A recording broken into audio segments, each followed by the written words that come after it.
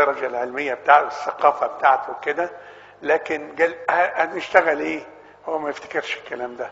قلت له احنا عايزين نجشر الحيطان دهيا، وعايزين يعني نفضل عراميس لانها مبنى بالطوب والطين وبالطوب الاحمر والطينه علشان نعرف نمحر تاني من جديد وبتاع. سيدنا راح جايب السلم وطلع الشوكه بالاجنه والشاكوش، وبدا طبعا هو ايديه ناعمه اصلا، هو مش بتاع البهدله دي يعني، لكن وانا كل شويه ابص، طبعا انا صوتي عالي طبيعي، وانا يعني بحب اعمل زي ام العروسه فاضيه ومشغوله كده، كل شويه ازعج واعمل كده، هو يبص ما علقش يعني. وقلت ده مش هيجي تاني يوم هيروح يقول لانبا ساويرس لا ما اعرفش اشتغل مع الراجل ده. تاني يوم بدري هو اول واحد جه واشتغلنا. وانا قليل ما اتنين يشتغلوا شغلانه واحده في الدير والدنيا تمشي متكامله. لكن لم اختلف لا بقليل ولا بكثير مع سيدنا واحنا طلبة رهبنة. خدوا بالكم البداية بتبقى صعبة، يعني ان احنا عندنا في الدير يبقى عامل زي الجيش شوية، يعني اللي ليه أقدمية ليه وضع وكلمته ليها مش عارف ايه، واللي ماسك الشغل المسؤول عن الشغل. لا، كنت انا وسيدنا ما كانش ده بيننا، يعني هو عاملني انا كبير وانا عامله ان هو كبير، انا شخصيا قدام ربنا يعني. واشتغلنا فترة طويلة في الشغل، لا اختلفنا، لم يحدث خلاف البتة لغاية ما انا لما بعتولي عشان اروح اتعالج. بس الحكاية ما كانتش طلعت علاج، كانت حكاية عشان اترسم وانا ما كنتش عارف. فقلت احسن حاجة اسلم له كل الحاجة اللي عندي. والحكاية اللي جاء الساعة 3 الفجر دخلت جبته من التسبحة، خد دي وخد دي وخد دي واستلم دي واستلم دي واستلم دي، وانا ما اعرفش بسلمه ليه، كان صوتي ضايع وكان المفروض هسافر، ممكن اسافر بره، قالوا لي كده احتمال تسافر بره. فقلت احسن حاجة ادي كل حاجة لابونا كان برضه اسمه الاخ رويس، للاخ رويس ولا الاخ اختيت سيدنا اخ موسى، الاخ موسى ادي كل حاجه للاخ موسى، ادي له كل حاجه فعلا، كل حاجه والماديات واللي، بس ما اديتلوش فلوس طبعا، انا كنت مديون كتير وقلت له سد فيها، خليك شاطر انت تسد يعني. وصارت الحكايه بقى يعني انا لما اتكلم عن سيدنا انبا غبريال بتكلم عن نفسي بصدق شديد جدا، واعتقد لنا رؤية الفكر تقريبا سيستم واحد في التعامل والفكر واحد يعني يمكن امنا العذراء هي رضعتنا احنا الاثنين، فيعني الرضعة واحدة والقطعة واحدة والاسم كان واحد، اسم الرهبنة. انا ببقى سعيد جدا وانا هنا. انا فعلا سيدنا عزمني اكتر من مرة، في مرة كنت مسافر بره مصر، يمكن عشان مرض ولا عشان ايه، ومجيئي هنا اتأخر مرتين لظروف قهرية ما كانش قدامي حلول.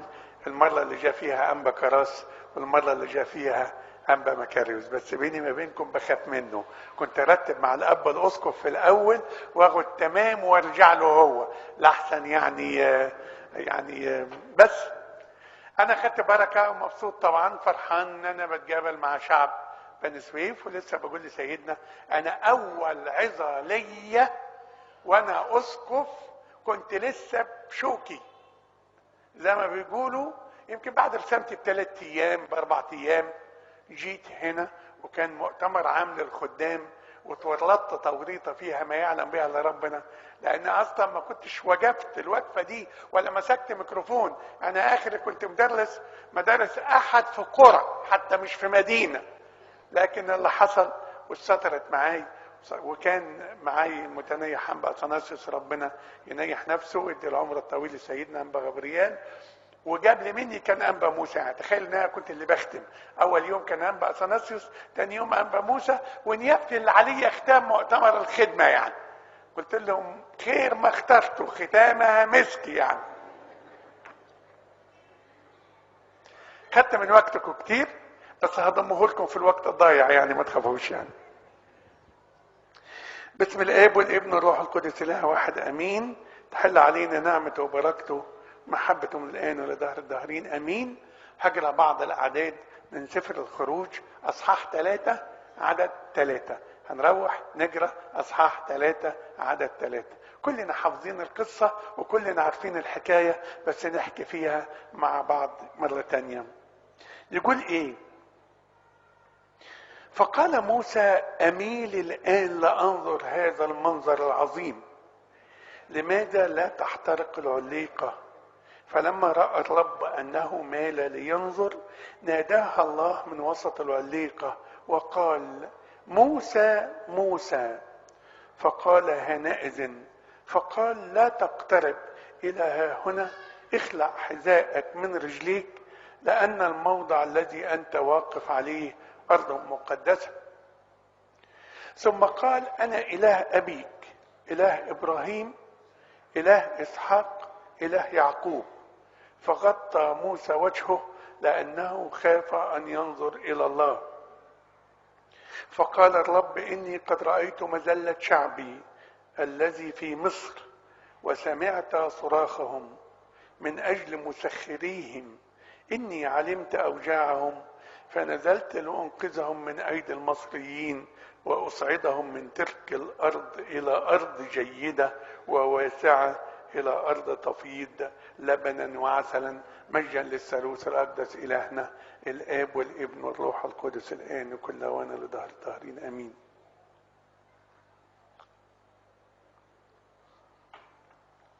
كلنا عارفين القصة. موسى بيرعى الغنمات في جبل الله حوريب، وبعدين ليكي عليقة مشتعلة بالنار وما بتحترقش. المفروض العليقة هي نوع من انواع الاشجار، مش الشجر العليق الرفيع ده، لا، عاملة زي السسبان ولا الصفصاف، حاجة زي كده، بس بيبقى ناشف في موسم من المواسم ناشف، فالنار مولعة فيه، المفروض تولع فيه وبعدين توجع. يعني الشجرة مولعة بالنار. هو قال ايه؟ اميل لانظر هذا المنظر.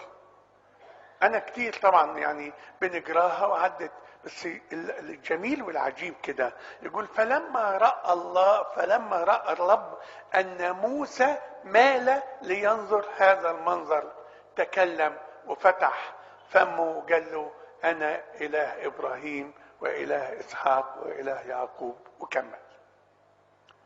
ايه يا رب؟ فلما رأى الرب أنه مال لينظر ناداها الله من وسط العليقة. يعني ايه يا رب؟ يعني لو موسى ما ميلش ينظر هذا المنظر، كان ربنا نادى عليه ولا ما ناداش عليه؟ نادى؟ لا. الله يعني ربنا عمل حركة جميلة وحلوة، وعايزنا نقول له ايه اللي انت عملته ده يا رب؟ علشان يعمل ايه؟ عشان يكلمنا.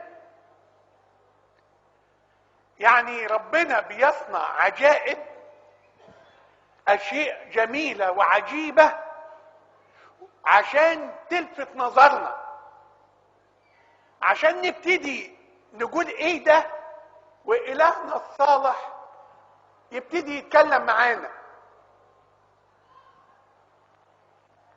ياما ناس يبقوا سايقين الغنمات ويشوفوا مناظر عجيبة. احسانات الرب جديدة في كل صباح.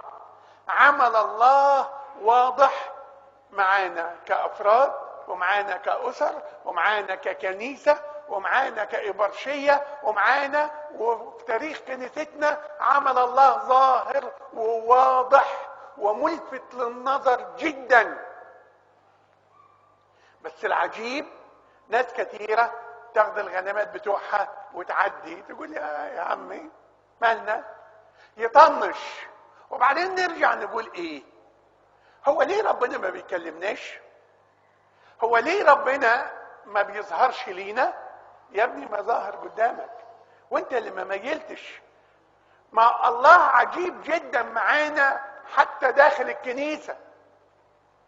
في كنيستنا المقدسة كل يوم الكنيسة بتعلمنا على المذبح المقدس قداسات صبح وظهر وبعد الظهر وفي الصيامات وفي الفطار، وانت هوذا كائن معنا على هذه المائدة اليوم.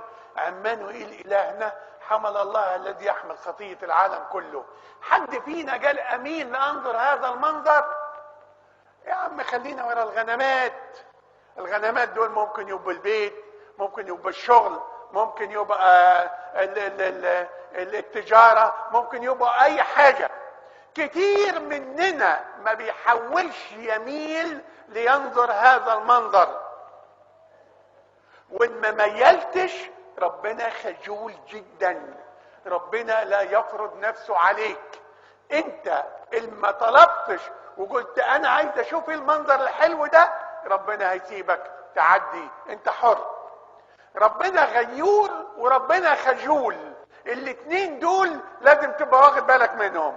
لو في حاجات كتير بتغريك اكتر منه، هو يغير عليك ويغير على هذا القلب ويغير على هذا الحب ويقول ايه؟ لا يعني لا، انت كنت بتحبني، لا عندي عليك انك تركت محبتك الاولى، لا انا بغير عليك، اوعى تحب حاجه اكتر مني. لما نيجي ابونا ابراهيم بيحب ابنه اسحاق كتير بزياده، قال له خذ ابنك وحيدك حبيبك اسحاق الذي تحبه وقدمه لي محرقه.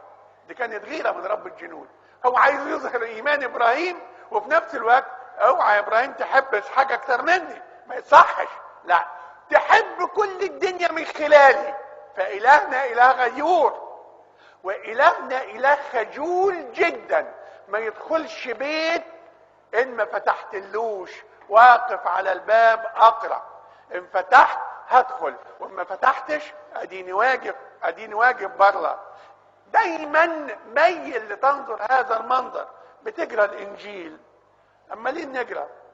حافظين، وممكن نكون حافظين ومالين ندش، لكن حد فينا قال اميل لانظر هذا المنظر؟ ايه الكلام الحلو ده؟ ايه تعاملات الله العجيبه دي؟ ايه وعود الله الصادقه والحلوه دي؟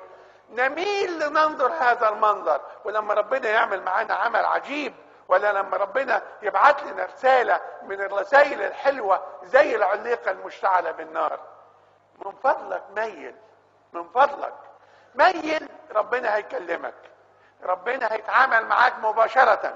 هو كل شوية يلفت نظرنا لعمل جديد في حياتنا عشان نلتفت إليه وهو يبتدي يكلمنا. ربنا قال ولما رأى الرب أن موسى مال لينظر هذا المنظر ناداه الله من وسط العليقة وقال موسى موسى. طالما أنت مؤكد انك تميل لتنظر هذا المنظر، هيؤكد عليك ربنا، هيخاطبك موسى موسى. قال له هنأذن يا رب. قال له ايه؟ اخلع نعليك لان الارض التي انت واقف عليها ارض مقدسة.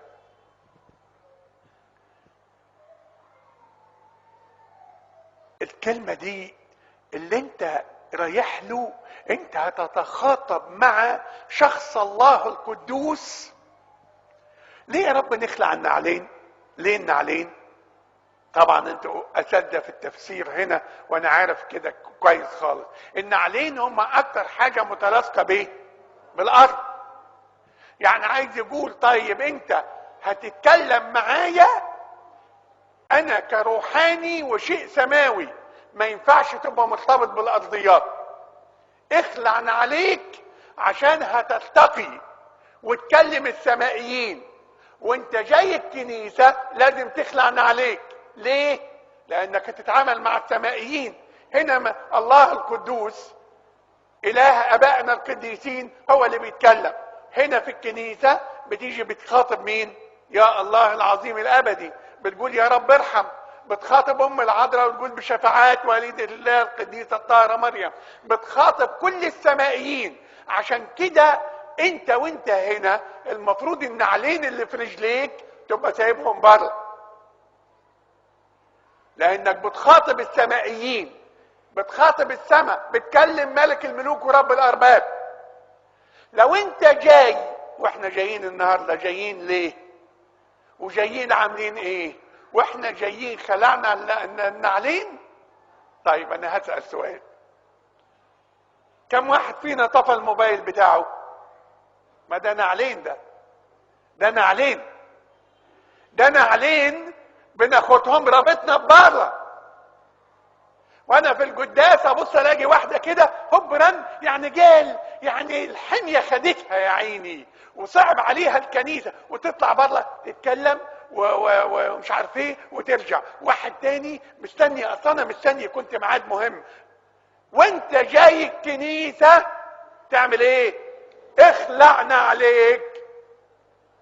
وانت واقف تصلي قدام الله في مخدعك اخلعنا عليك. هو ربنا لما قال لنا متى صليت ادخل ايه واعمل ايه؟ يا هو حد فينا بيبيت جوه بيت، جوه الاوضه بتاعته من غير ما يقفل بابه؟ كلنا تقريبا بنقفل بيباننا. امال يغلق ايه؟ يغلق هنا، هنا وهنا وهنا. اغلق، اخلعنا عليك. لما انت متاسف يعني ما تزعلوش مني، ان علينا اللي هنا واللي هنا واللي هنا. اسف. كل ما يربطك بالعالم ان كنت داخل تكلم السمائيين اخلعنا عليك. وانت رايح الخدمه بتاعتك عشان توزع حش الفجراء قبل العيد اخلعنا عليك. اتصرف باسلوب سماوي. مش قال كل ما فعلتموه باحد اخواتي هؤلاء الصغار فبي قد فعلتم؟ ازاي نعمل التقييمات المسخه وننطر ونشخط ونعمل يا عم اخلعنا عليك. يا ماما اخلعنا عليكي وانت بتتعاملي مع دول. قال له اخلعنا عليك. انت جاي تتكلم، لا ما ينفعش تبقى بترعى الغنم تتكلم معايا ودماغك في الغنمات، ما ينفعش. يا ما بنيجي بيت الله ونمشي، قعدنا مع باعترافي وطلعت زي ما انا، صليت القداس واتناولت وطلعت زي ما انا، حضرت الاجتماع وبتاع وطلعت ولا كاني دريان. ليه؟ اقول لك ليه؟ لا مش عشان القداس كان ابونا مستعجل، ولا في الاعتراف ابونا ما ادكش ارشاد، ولا في الكلمه يعني ما كانتش على المستوى. انت جاي داخل الكنيسه والنعلين في رجليك، عمال تقيم وعمال تفكر وعمال تربط وهتقابل مين والعشاء يبقى ايه وبكره يبقى مين وحكايات. من فضلكم من فضلكم ان كنتم تريدوا ان تتمتعوا بالله وتتذوقوا حلاوه معرفه المسيح اخلعنا عليك بره. هيتكلم معاك كلام عدل وصريح، كلم كلام رائع جدا معاك. ما تلقيش الملامه على الاخر. من فضلك قول انا غلطان، انا اهتميت بالغنمات وما خلعتش النعلين بتوعي. ايوه ده واقع، وصدقني الهنا مش هيبيت مديون ابدا ابدا ابدا. الساعتين اللي انت بتجيهم بتوع القداس هيبارك في باقي اليوم. الساعه اللي بتجيها للاجتماع هيعوضك كثير، وهو قال كأس ماء بارد لا يضيع اجره. ان عملت اي حاجه الهنا صالح، عود نفسك، قول لا انا رايح الكنيسه، انا هصلي، انا هحضر الاجتماع، انا هعمل حلقه الصلاه، انا هقف قدام الله في المخدع بتاعي في البيت في المذبح العائلي او في مكاني الشخصي، انا هخلع النعلين. عود وقول لنفسك الكلام ده، قول لنفسك وكرره. والكلام بقوله لنفسي طبعا. اخلع نعليك لان الارض التي انت واقف عليها ارض مقدسه. ثم قال انا اله ابيك، اله ابراهيم، اله اسحاق، اله يعقوب. يعني انا اله ابوك مين؟ عمران وامه يكابد. انا اله ابوك، قال له انا اله ابوك، اله ابراهيم، اله اسحاق، اله يعقوب. عايز تقول ايه يا رب؟ يقول خد بالك وانت بتتكلم معايا، انا هو امس واليوم والى الابد. انا لا يوجد عندي تغيير ولا ظل دوران. وانت بتتكلم معايا خد بالك، انا اله ابوك الحاضر يعني، واله اجدادك الماضي، وانا اله المستقبل كمان. انا بعيني، انا ما اتغيرتش ومش هتغير. مشكلتنا لما بنقف قدام ربنا كأنه جديد علينا، كأننا لسه هنتعرف عليه، كأننا يعني ايه يا هو انت يا معقولة كويس انت شان انا دي ده بتعامل معاك. الله، ده احنا بنقول ان احنا الجينات المصرية فيها حضارة عمرها 7000 سنة. ليه ما عندناش جينات روحية احنا؟ لما تتكلم مع ربنا تتكلم معاه من واقع عمل الله مع اجدادك ومع كنيستك ومع في الايام اللي انت فيها، ولك ثقة ان المستقبل بتاعه ضابط الكل. هو ضابط الكل، المستقبل بتاعه وهو ضابط الكل، وله وعود جميلة جدا. ما تتعاملش مع ربنا كأنك ما يعني دايما كده. الطالب مثلا، الطلبة اكبر مثل، هو مثل من ضمن الامثلة، عنده 6 امتحانات، عدى 4 امتحانات ورائع جدا. انا خايف، انا مرة مضطرب، صلي لي يا سيدنا. ويقف قدام ربنا يتمسكن ويتغلبن. يا ابني مالك يا ابني؟ ما مسيحنا هو بتاع امبارح يا ابني، ما هو بتاع المواد اللي كانت من الاسبوع اللي فات، ما هو بتاع السنة اللي فاتت، ما هو بتاع السنين اللي فاتت كلها، هو اللي جاي. انا بقول لكم كمثل الطلبة وهكذا. اوعى تتعامل مع ربنا ان هو جديد. ده هو لما بيعرف نفسه خد بالك انا اله ابوك الحالي واله اجدادك واله المستقبل. اتعامل معاه من واقع ميراث وتاريخ مقدس معاه. اتعامل معاه بدالة حب وبدالة ثقة وبدالة ايمان. ما نخرع كده وانت بتتكلم مع ربنا كده وكأنك ما تعرفوش وكأنك بتطلب منه طلب وانت بتتنفض ممكن يرفضك. ليه كده؟ ليه كده؟ ده هو كل شوية ينزل لنا كل شوية، عمال ينزل لينا وعمال يعني يقول لأجلهم أقدس أنا ذاتي، خصصت نفسي ليهم، أنا بتاعكم. أقدس ذاتي يعني أخصص ذاتي عشان خاطرهم، أنا أقدس ذاتي، أنا ليكم، أنا بتاعكم، أنا ملككم. بيصعب عليه جدا ربنا في تعاملنا معاه واحنا بنتكلم معاه بدون دالة البنين، دالة الأولاد اللي بيخاطبوا أبوهم الذي في السماوات، دالة إلهنا القدوس اللي التاريخ المقدس في الإنجيل يطمنا في التعامل معاه. إن كنا نحن غير أمناء يظل هو أمينا إلى الأبد. تاريخ كنيستنا المقدسة، كل تاريخ كنيستنا، كل سير أبائنا القديسين تقول إن إلهنا صالح وإلى الأبد رحمته. هو لا يوجد عنده تغيير ولا ظل دوران. عشان كده قال له أنا إله أبيك، إله إبراهيم، إله إسحاق، إله يعقوب. لسه مسيحنا بيقولها لنا تاني وهيفضل يقولها لنا. عندما تنظر العليقة مشتعلة بالنار مين لتنظر هذا المنظر؟ لأن مسيحنا لا يفرض نفسه على أحد. إن ما ميلتش مش هيقول لك. واخلعنا عليك وانت بتتعامل معاه وانت بتتكلم معاه اتكلم معاه بدالة بقوة شديدة جدا، يفرح ربنا بيك ويفتح يقول لك كل اللي نفسه فيه ويرسلك تبقى صاحب رسالة وصاحب مهمة.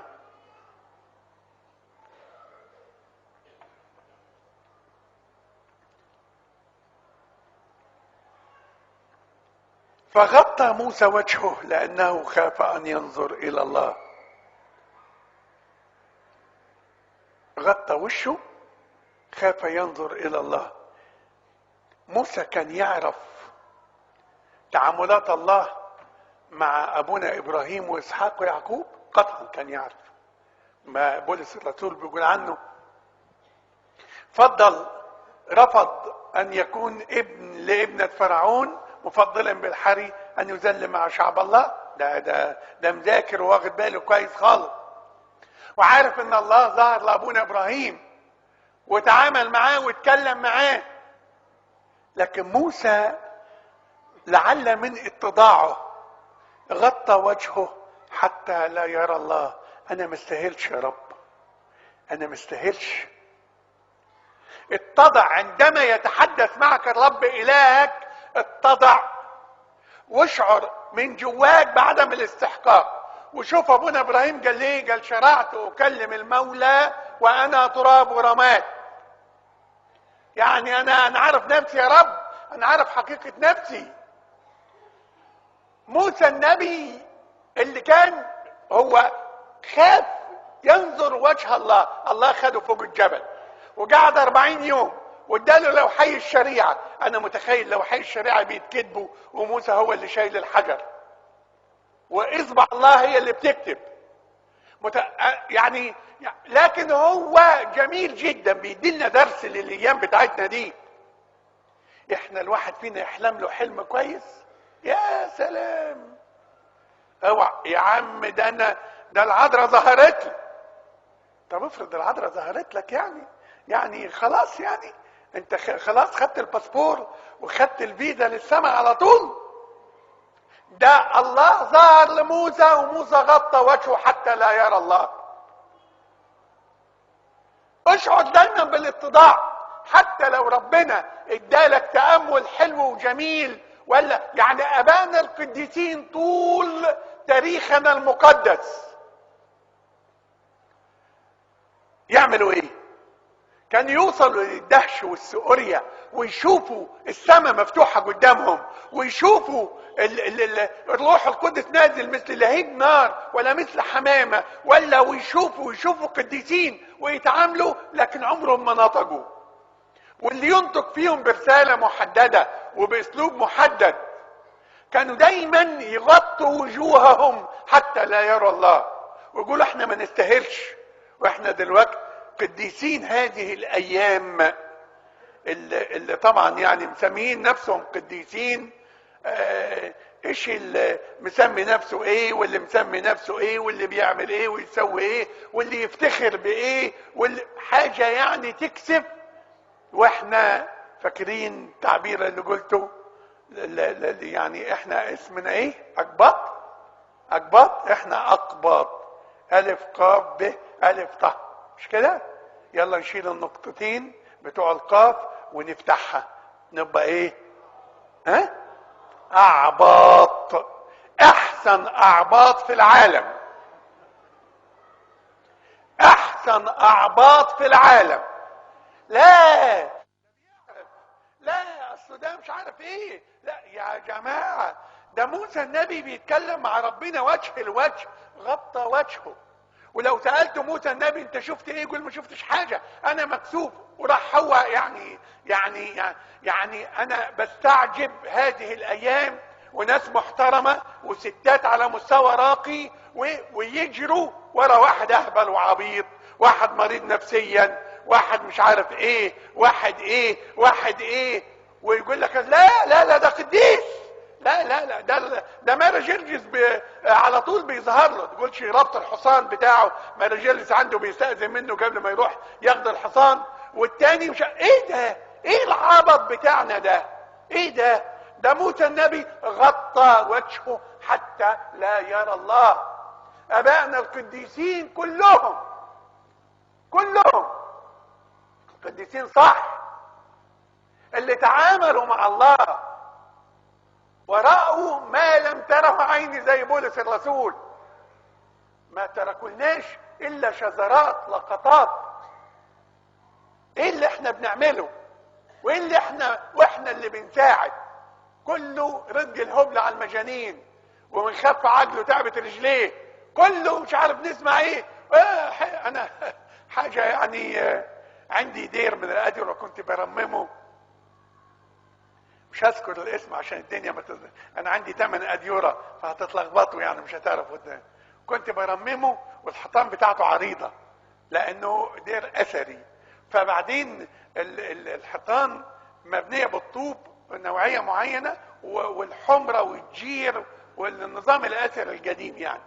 فبعد ما اتمحر فبدا يطلع يعني الملح يطلع من جوه يظهر على الحيطان، يعمل اشكال حلوه كده جميله يعني. ولقيت ابونا بتاع هناك جاني وجايب لي فيديو معاه، يا سيدنا والانبا شنودة رئيس المتوحدين ظهر وجنبه مريمينا وجنبه مين وجنبه مين. الله، طبعا انا يعني الثقافه الهندسيه بتاعتي بتقول ان ده الملح بيطلع شيء طبيعي على ما تنشف الحيطه. قلت له الدير بتاعك ما وحشكش؟ قلت له تروح تقفل الكنيسه دي وتقفلها بالقفل، بس سيب شباك مفتوح وترجع الدير بتاعك تقعد هناك لغايه ما القديسين يزهقوا وياخدوا بعضهم يمشوا، وبعد ما يتاكد انهم مشوا تعالى تاني. قال لي الرساله وصلت يا سيدنا. طلع طبعا ورجع وما عملش حاجه. طبعا انا كنت الدنيا بدات تسمع والناس هتيجي، مريمينا ظهر والقديسين كلهم ساعتها باين سحبت القديسين حتى بتوع بني سويف كمان جم ظهروا عندي هناك كله، يعني كنت هخلص على قديسين البلد. ايه دي ظهرت ولا دي نزلت زيت ولا دي مش عارف عملت ايه؟ هو احنا ضعاف وخيبه الى هذه الدرجه؟ ايماننا بيجي مفيش الى هذه الدرجه؟ ايه ده ليه حج بقى مسيحنا عندما ياتي ايجد الايمان على الارض؟ فين ده؟ قال الايه لغير المؤمنين، وقال كمان طوبى للذين امنوا ولم يروا. احنا غطى موسى وجهه حتى لا يرى الله، وقال ايه؟ لا انا ما استاهلش، وانكر على نفسه انه يقول يعني ما تيجي تحكي لنا. لا ما حكاش. احنا من فضلكم لو ربنا في العليقه اللي ظاهره تعامل معاك تعامل شخصي، اعتبر دي رساله شخصيه ليك، ما تطلعهاش وده المثل البلدي يقول داري على شمعتك تعمل ايه؟ تجيب. خلي شمعتك جايده منوره، خلي اللي ظهر لك في العليقه دي يظهر في العليقه الثانيه والعليقه الثالثه والرابعه. ما هو انت مش هتبطل لو انت ملت تميل على لتنظر هذا المنظر. كل شويه عليقه هتلاقيها في الانجيل، هتلاقي عليقه، وفي القداس هتلاقي عليقه، وفي الخدمه هتلاقي عليقه، والاحداث اليوميه بتاعتنا هتلاقي عليقه، وكل شويه تقول اميل لانظر هذا المنظر. لما ربنا يتخاطب معاك قول انا هغطي وشي، انا ما استاهلش التعامل، وانا يا رب غير مستحق، شرعت اكلم المولى وانا تراب ورماد. بعدين فقال الرب اني قد رايت مذله شعبي. ده انا خلصت كده، المفروض اخلص يا سيدنا، المفروض لغايه ايه؟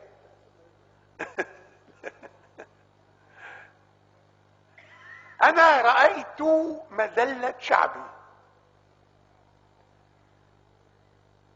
الذي في مصر وسمعت صراخهم من اجل مسخرين.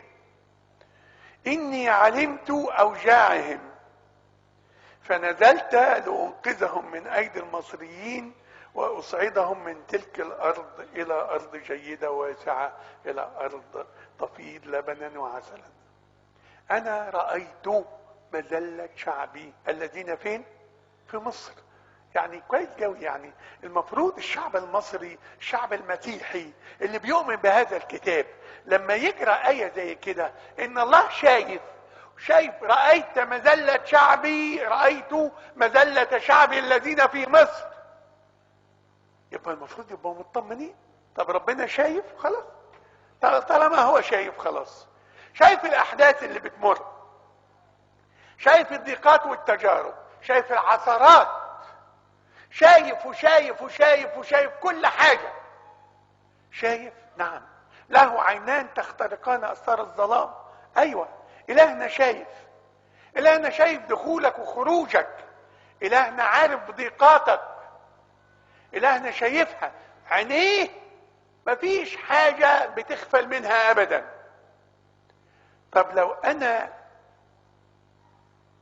بلعب وابويا باصص عليا، كل ما ابص على ابويا خلاص اطمن اكمل لعب. انا بعوم وابويا باصص عليا، ابويا سباح ماهر، طالما بعوم وابويا ساكت خلاص اديني بعوم. انا هرمي نفسي من فوق لابويا، ابويا هيشيلني، ابويا شايفني من فوق، ما انتش وحدك. والحكاية دي لها شقين، شق ايجابي ظاهر وشق سلبي او شق خفي. خد بالك، ابوك شايفك، مفتح عينيك، شايف افكارك، شايف انت بتعمل ايه.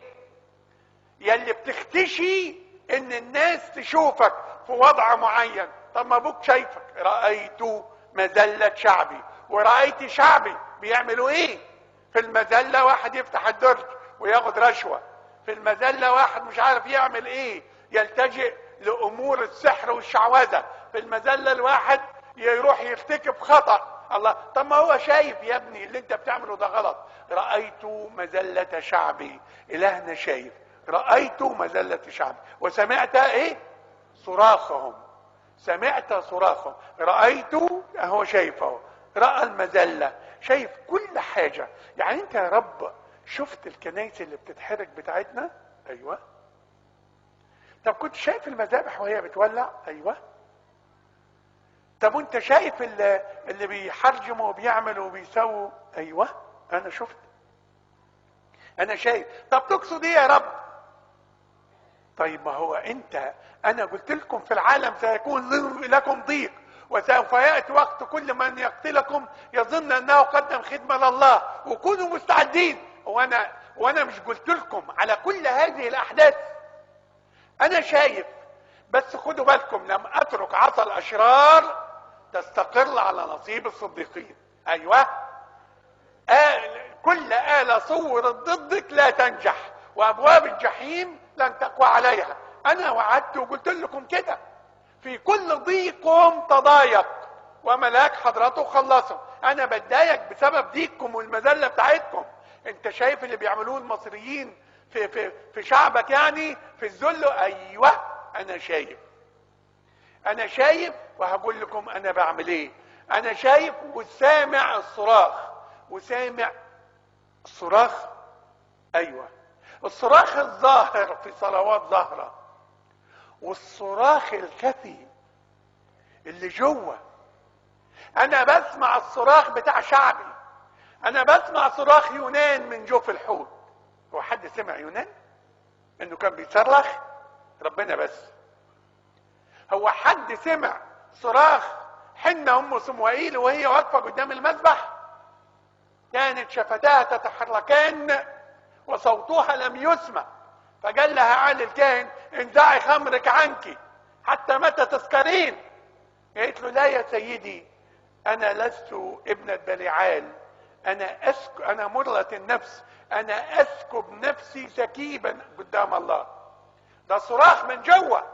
الهنا القدوس سمعه وادالها البركة، قال لها روحي يعطيك الرب سؤل قلبك الذي طلبتيه من لدنه. إلهنا بيسمع الصراخ الواضح لما بنصرخ ونقول له ارحمنا يا الله الآب ضابط الكل، ونقول له ارحمنا يا الله مخلصنا، ونقول له يا رب ارحم كل يوم. يسمع الصراخ ده ويسمع الصراخ المكتوم ايضا، يسمع الاعتراض على المذلة، مذلة الخطية ولا مذلة الانسان على الانسان ولا الاضطهاد.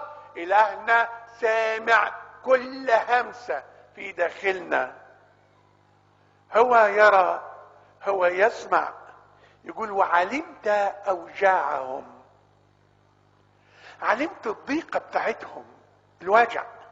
احيانا نتوجع ونبقى مش عارفين نعبر من تصرف، من ضيقة من بره، من وضع داخلي، من علمت اوجاعهم، وعارف اللي بيتخطط ليهم كمان بره. انا علمان بيه، علمان بفرعون وبكل الشر اللي فيه.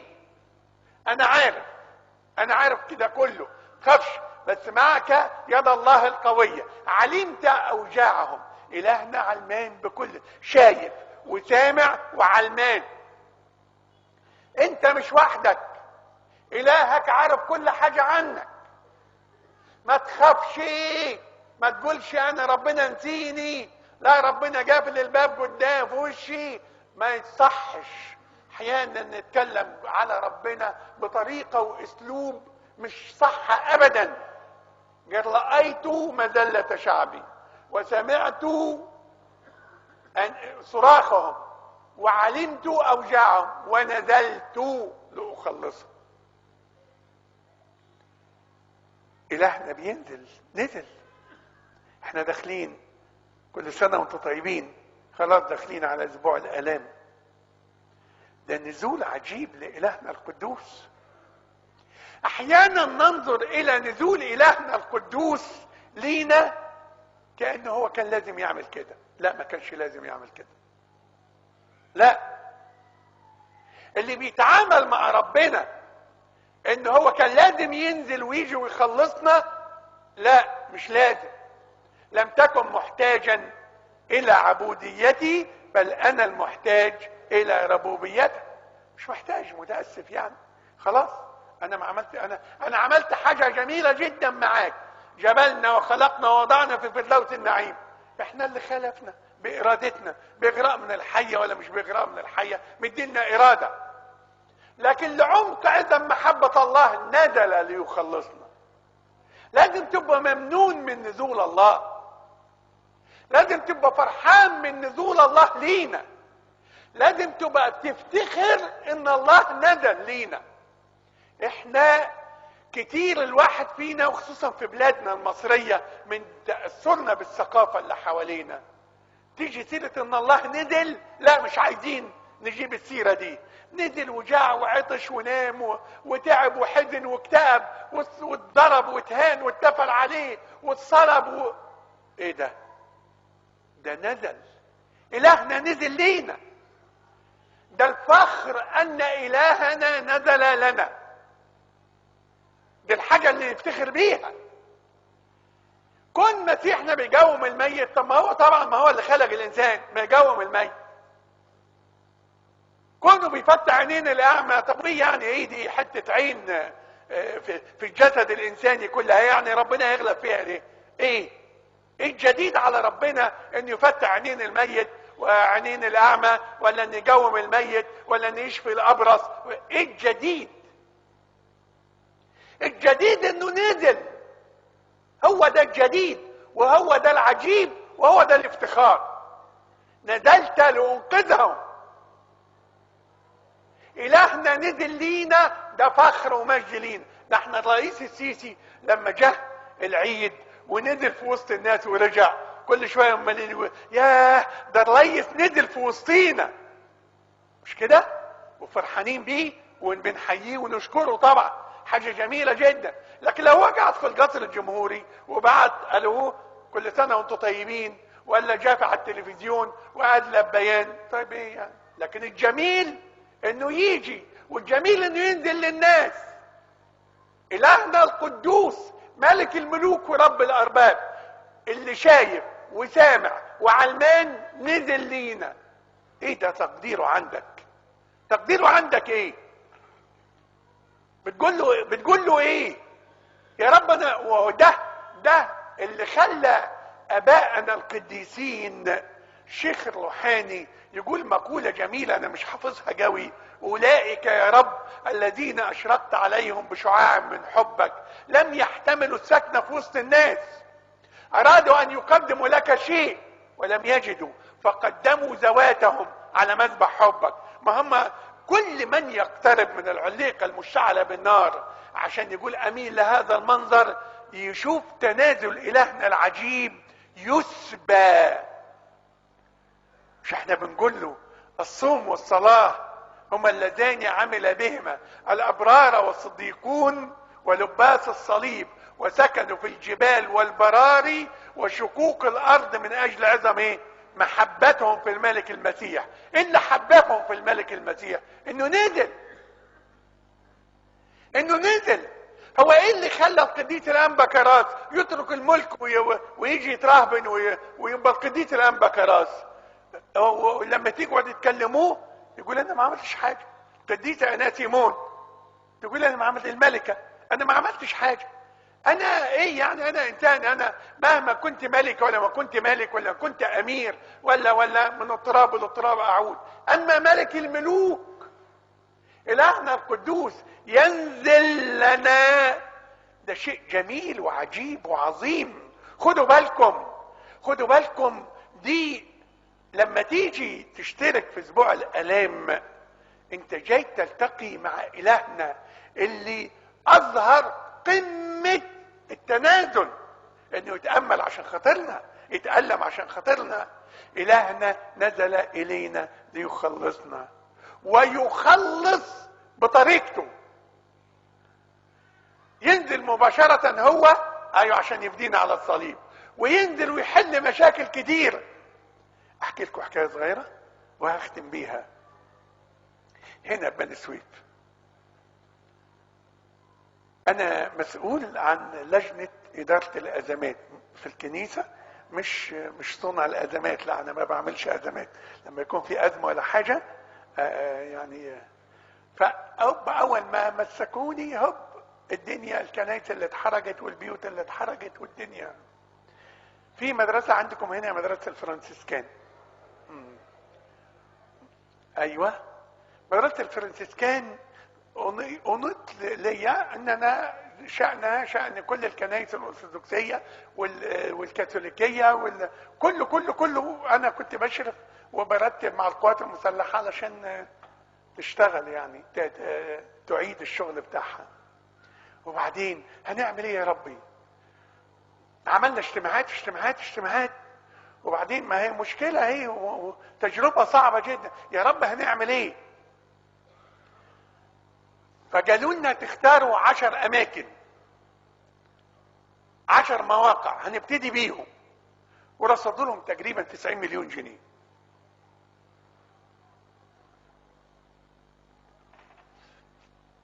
طب انا عندي 64 موقع، هختار انهي 10 مواقع؟ اجتمعنا مع بعضينا اللجنة المسؤولة وبعدين قلنا نسبة وتناسب. الكنيسة القبطية 50% تقريبا من المواقع حسب النسبة العامة يعني، والكنيسة الكاثوليكية بين 30 والكنيسة البروتستانتية 20 او العكس، انا مش فاكر يعني. طب نحط انهي 10 مواقع؟ جاني خبر ان الراجل المسؤول اللي بنتناقش معاه ابن طالع من مدرسة الفرنسيسكان بتاعتكم هنا. بس رحت حطيتها اول حاجة من فوق. ده بركة ربنا يعني، خدوا بالكم ربنا لما ينزل ويحل اوعى من وشه زي ما بقول لك، يحلها بعصاية، يحلها مش عارف بطينة، يحلها بطريقته. رحت كاتب اسم الراجل من فوق، اسم المدرسة من فوق، ورحت كاتب باقي المواقع 10. اخترنا في المنيا بين موقعين او 3 مواقع، واخترنا في بني سويف هنا موقع مدرسة فرنسيسكان، واخترنا في اسيوط واخترنا في اسوان سوهاج كل يعني شفناها جغرافيا وامنيا وكده. ورحت مقدم له الورق. هو اول ما شاف مدرسة الفرنسيسكان في بني سويف قال موافق وراح ماضي. فقلنا له فندم ايه ده؟ يعني احنا اختيارنا كان موفق جدا. قال طالما حطيتوا لي مدرسة الفرنسيسكان اللي انا اتعلمت فيها من حضانة لغاية ثالثة ثانوي طبعا لازم اوافق على الباقي. يبقى انتوا صح، انتوا بتشتغلوا صح. انا قلت يا سلام عليك يا رب، طالع ارشم من الصليب المجد ليك يا رب. ايه الحلاوة دي؟ يعني لما انت تكون عايز يعني عايز تشتغل، هو بينزل ويحل بطريقته هو، ما تتشرطش عليه انه ينقذك ازاي. ما دي مصيبتنا لما نخش في مذله ولا في ضيقه نقول له تعمل وتعمل وتعمل. لا، ما تقولوش كده. قول له يا رب انت شايف حالتي، انت سامع بيها، انت حاسس بيا، من فضلك حل بالطريقه اللي تريحك. انت يا رب تقدر تختار وتنزل. قال نزلت لأنقذهم وأخرجهم إلى أرض واسعة، أرض تفيض لبنا وعسلا. على الأرض مسيحنا دايما بيدوبنا من اللبن والعسل بتاع السماء، من أرض كنعان السماوية. طبعا احنا ما عندناش لبن وعسل لكن احنا بيدوبنا من طعم السماء ورؤية السماء. معانا أسرار كنيستنا المقدسة دي كلها تدوجنا طعم السماء وخلاص الله العجيب وعمل الله معانا. وفي النهاية نروح عنده هناك، هو نزل ليسعدنا وياخدنا معاه هناك في السماء بعد عمر طويل. يعني بسرعة كده لما تلاقي ربنا ظهر في العليقة ميل وانظر واسأل، هو هيفرح بيك. ما تخليش الغنم ياخدك ويخليك تسرح وتسيب عمل الله العجيب اللي بينه لك. وانت رايح هناك تعمل ايه؟ اخلعنا عليك، اخلعنا عليك. وافتكروا دي كل ما تيجي الكنيسة ولا تقف تصلي ولا تقف تعمل اي حاجة. وبعدين اتكلم معاه بدالة، اتكلم مع ربنا بدالة من واقع تاريخ هو امس واليوم والى الابد.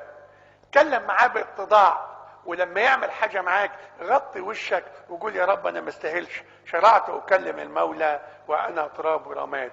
هو شايف، هو سامع، هو علمان، هو نزل لينقذنا، وهو مستني نرتفع معه ونتمتع معاه بالابدية في الاخر في السماء.